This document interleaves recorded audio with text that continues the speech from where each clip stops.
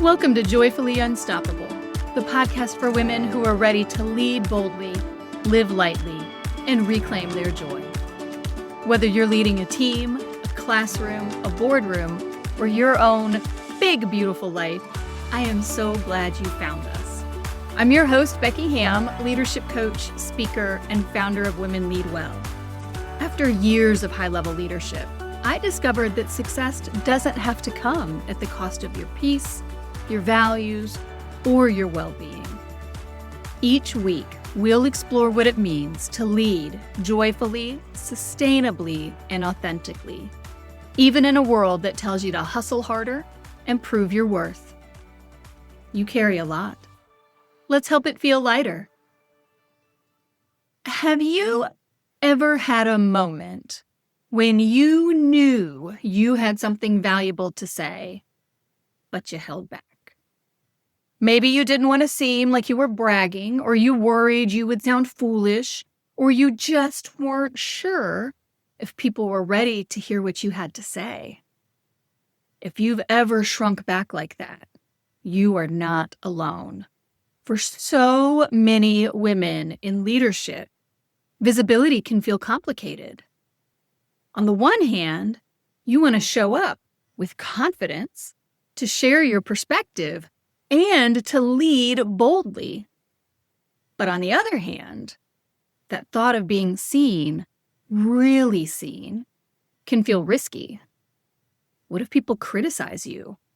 What if they misunderstand you, unintentionally, or sometimes maybe intentionally?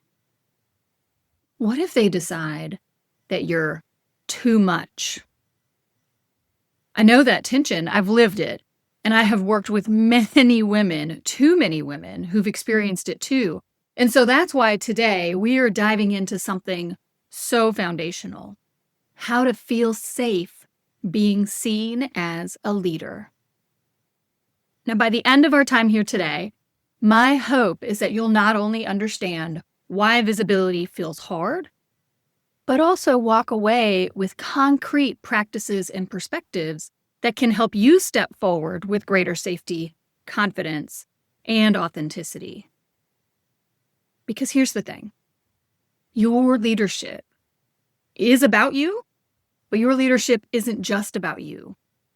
When you allow yourself to be seen, when you show up fully with your values, your voice, and your vision, all three of them together in alignment, you create the space for others to do the same thing, right? It is so empowering, not just for you, but for everyone who sees you. So let's get into it. And let's start by naming the elephant in the room. Visibility often feels unsafe. And sometimes visibility is actually unsafe, right? And that's not because there's anything wrong with you. It's because of how our nervous system and our culture intersect. Now, from a nervous system perspective, your body is wired to keep you alive. I've said this in many episodes at this point, right? Your body's number one job: keep you alive, keep you out of danger. And standing out from the group, historically, could mean danger, especially for women, right? So your nervous system is hardwired from birth to say, blend in, stay quiet, don't draw attention. That's our survival instinct. There's no weakness in it. It is inherently to our benefit. It just holds us back in professional settings at times. And culturally, many of us, but especially women, we've been conditioned to downplay our gifts. We have been told, don't take up too much space. Don't brag. Don't be bossy, right? How many of us as kids got chastised for being bossy or being the bossy one, right? We were labeled.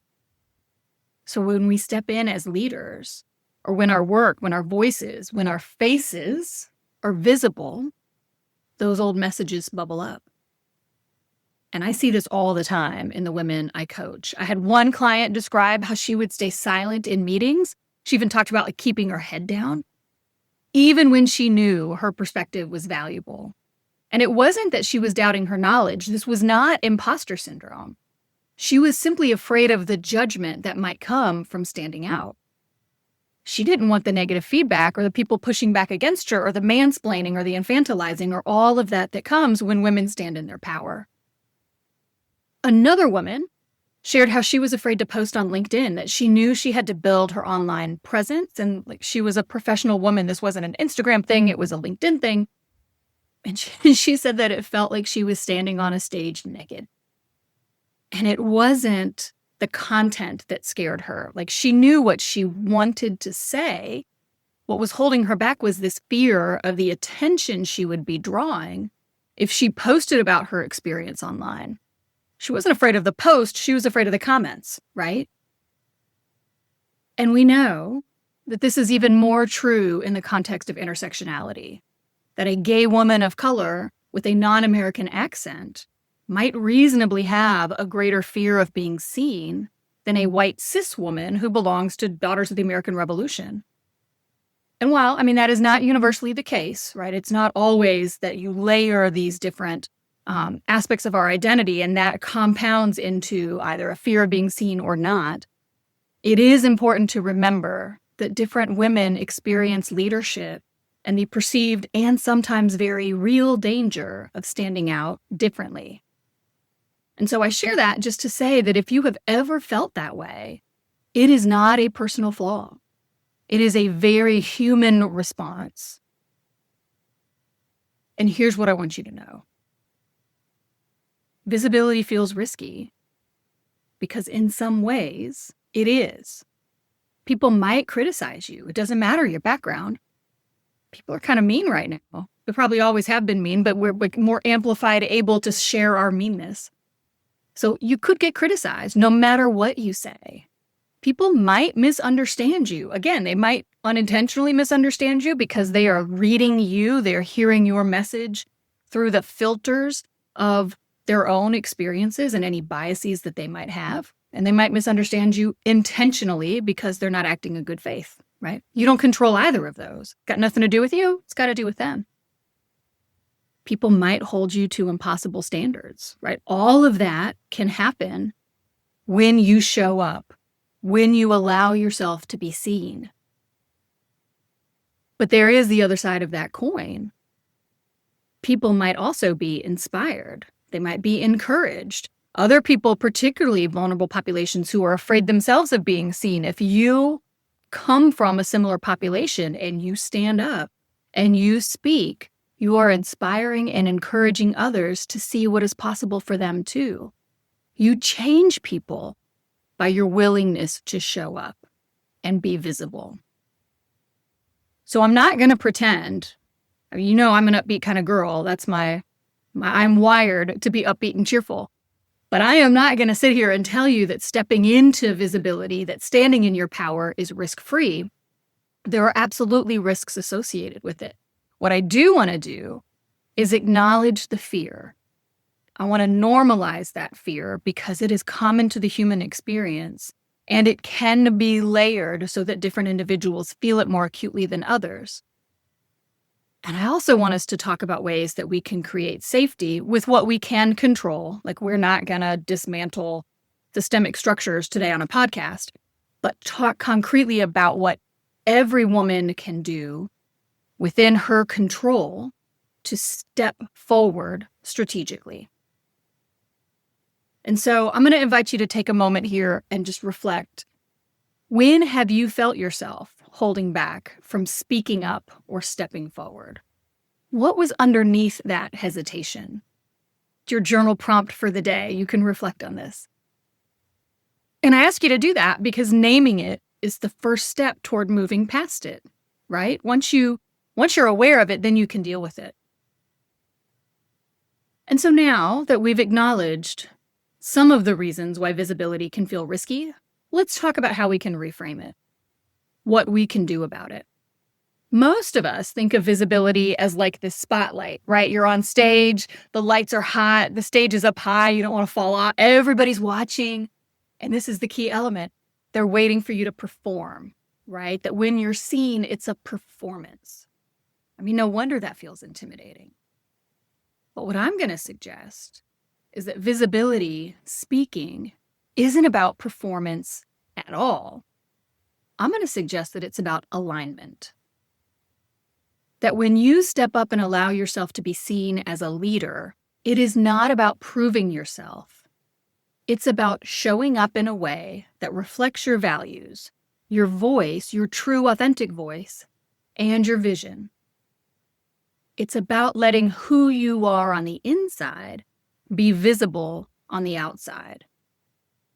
And I recently had one of my clients had a big breakthrough around this, that she always dreaded presenting to her executive team because she felt like she had to impress them, right? She saw it as a performance and they were going to grade her or evaluate her performance. And understandably, that stressed her out.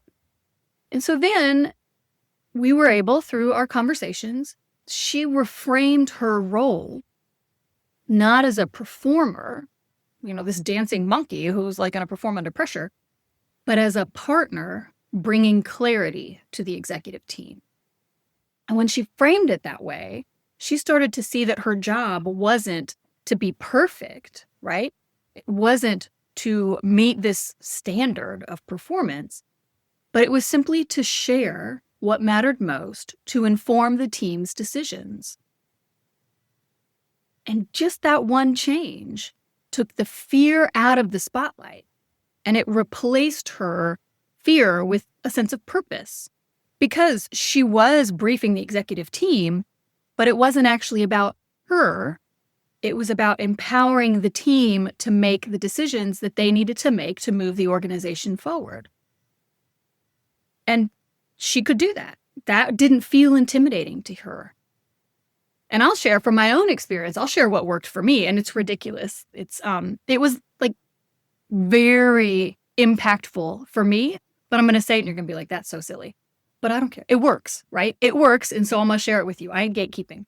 I have done a ton of public speaking in my career, and I have attended a ton of meetings in my career, and I would always get like just crippling anxiety before it was time to speak.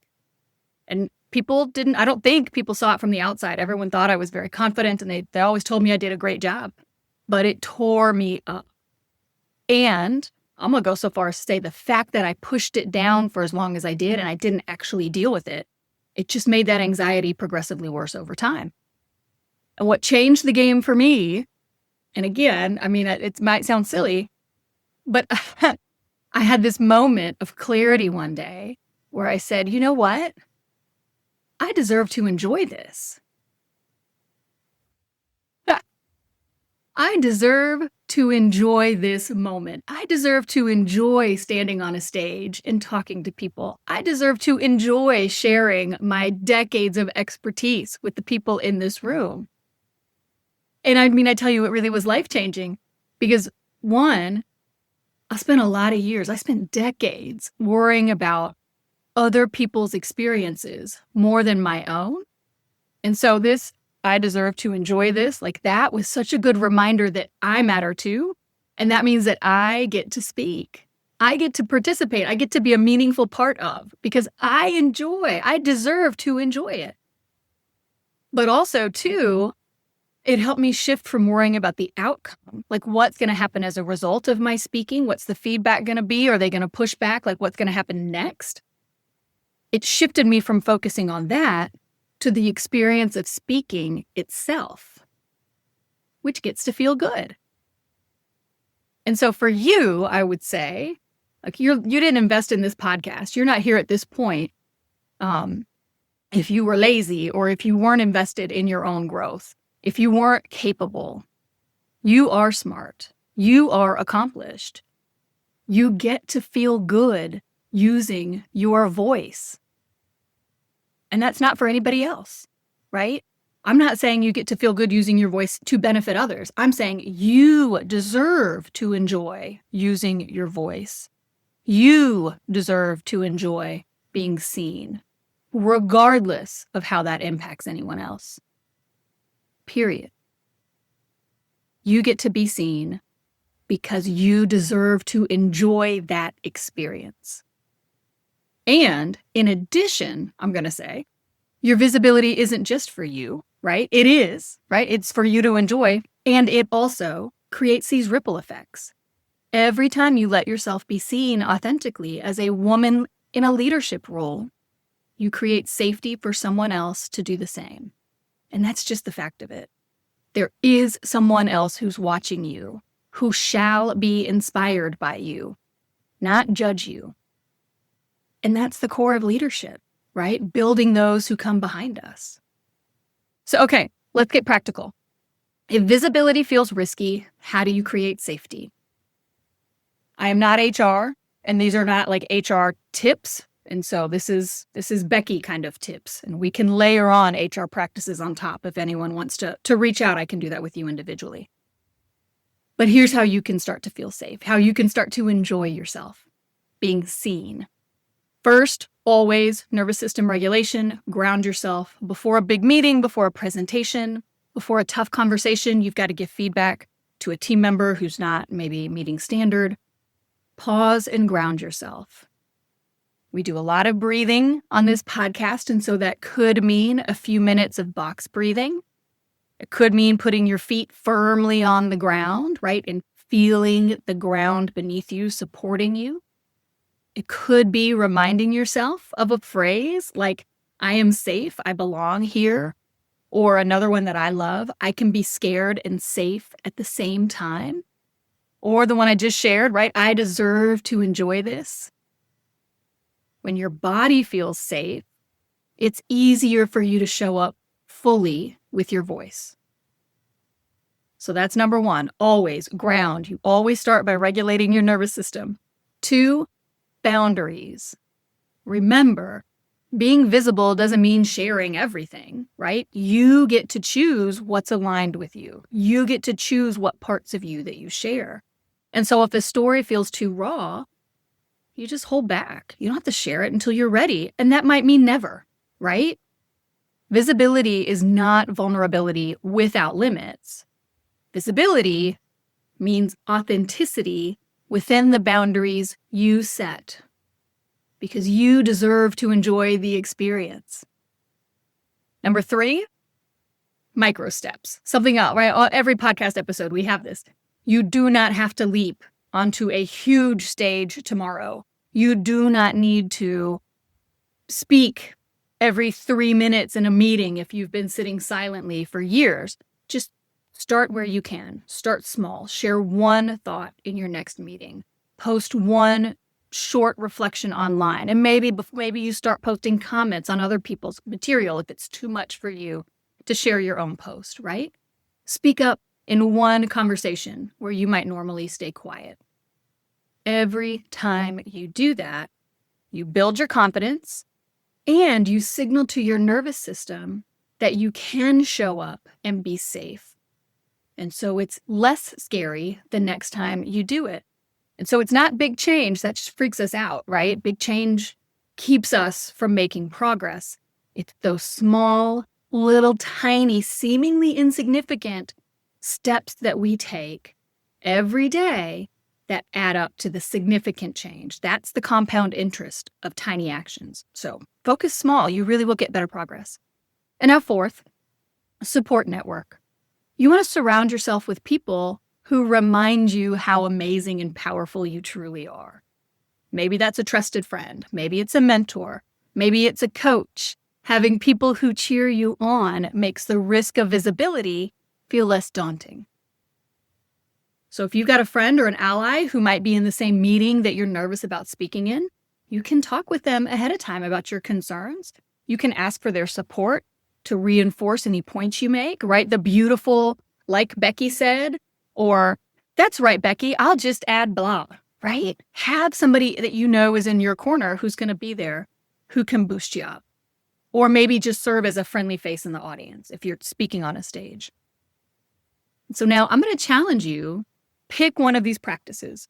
And again, just one, right? You don't have to do everything. Big changes tend to fail more often than small changes. So what's the micro step that you can take this week to help yourself feel safer being seen? Write it down, put it on that sticky, stick it on your laptop, say it out loud, make a quick plan for when and how you'll do it. Your progress builds with practice. And then I want you to DM me, tell me the step you took so I can celebrate you. You can share it in the Women Lead Well community over on Facebook. I'll have the link to join that community in the show notes. And now, here's the as we wrap this up, maybe the bow that I want to tie on this conversation. That your deepest sense of safety, being seen, your deepest sense of peace with visibility comes when you lead from your authenticity. When you're trying to perform, when you're trying to prove yourself, when you're trying to please others, when you're letting other people's standards dictate to you, you're constantly on edge, right? You are. You're scanning for approval, you're watching for judgment, bracing for impact, maybe. But when you're rooted in your authentic self, when you lead from your joy, with clarity, from alignment, you don't perform. You just are. You just are you. And that doesn't mean it's always easy. But it does mean that you're no longer contorting yourself to fit in someone else's mold, right? You are standing in your own power. And that's where true safety is found, inside yourself. So, here's the question for you as we wrap this up. What part of your authentic self is asking to be more visible in your leadership right now? Maybe it's your creativity, maybe it's your compassion, maybe it's your boldness. Whatever it is, that part of you is not a liability. That part of you is a true gift. You have it for a reason, to do good with it. And so when you let that part of you be seen, you not only strengthen your own leadership, which is itself a wonderful thing to do, you model for others what's possible. And so let's recap what we've talked about today. Visibility can feel risky, and that is totally normal. It's wired into our bodies. It's reinforced by culture. But you do not have to stay hidden. By reframing visibility as alignment, grounding yourself in practices that build safety, and leading from your authentic self, you can step forward with more confidence and greater clarity. And remember this, when you are visible, you give others permission to show up too. Your leadership matters. Your presence matters. And your voice, your unique voice, matters. So, this week, I want to encourage you to take that next step into visibility. If that's speaking up in a meeting, if it's posting a reflection online, if it is simply reminding yourself before a conversation, I am safe, I belong here, do it. And then share it so we can all celebrate you. Now, if this episode spoke to you, I would love for you to share it with a friend who's running on empty. We need more women leading from alignment, not adrenaline. And don't forget to like and subscribe. Next week, I am so excited. We have our very first guest on the podcast. I cannot wait to welcome Alyssa Zilberschlag from WorkWise Labs on the pod. You can also grab one of our free resources, like the Mental Load Reset or the Values Clarification Exercise, at womenleadwell.net and linked in the show notes below. Remember, joyful, sustainable, and authentic leadership is possible. You deserve to enjoy every minute of it. Until next time, I'm Becky Ham, and this is Joyfully Unstoppable.